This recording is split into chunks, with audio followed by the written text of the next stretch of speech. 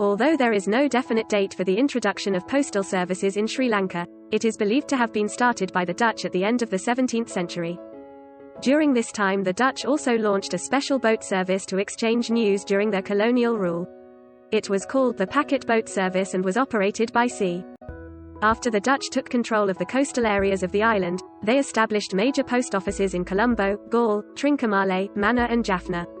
In 1796, the Dutch-controlled coastal areas came under British control and Captain Kennedy was appointed by the British as the first postmaster, and the Department of Posts was established under him.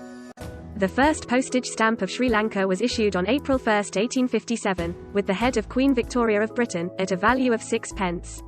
According to the Stanley Gibbons Stamp Catalogue, the stamp is currently valued at around 507,500.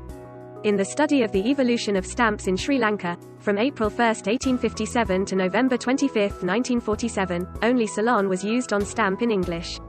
Later, from April 5, 1948 to 1956, Ceylon, Sri Lanka were mentioned in all 3 languages simultaneously. But Ceylon was mentioned at large and prominently. The other 2 languages were mentioned in small print, mostly in one line vertically in English, Sinhala and Tamil, sometimes seen in 3 different places or in parallel lines.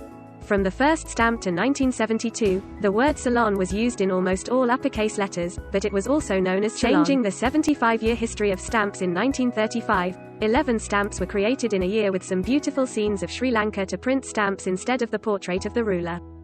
The inscription of the king is still mentioned on the stamp, but it was limited to 1/4 of the stamp and other views arrived as the foremost image. These stamps are not only the primary sources for the cultural and natural heritage in Sri Lanka today, but also play a significant role in promoting local cultural attractions around the world. This is because the stamps are pictorial expressions of some past activity. The above stamps belonging to the British era in Sri Lanka are widely circulated among collectors all over the world at high prices, and therefore it is important to consider how these stamps can contribute to the betterment of the tourism industry in Sri Lanka. Many countries' general education programs and museums use their postage stamps to promote their nation's cultural heritage, history, identity, tourism, and so on. There are about 130 museums around the world as well as postal museums that hold stamp collections on display. Researchers point out that not only stamp collectors but also the general public and, more importantly, school children participate.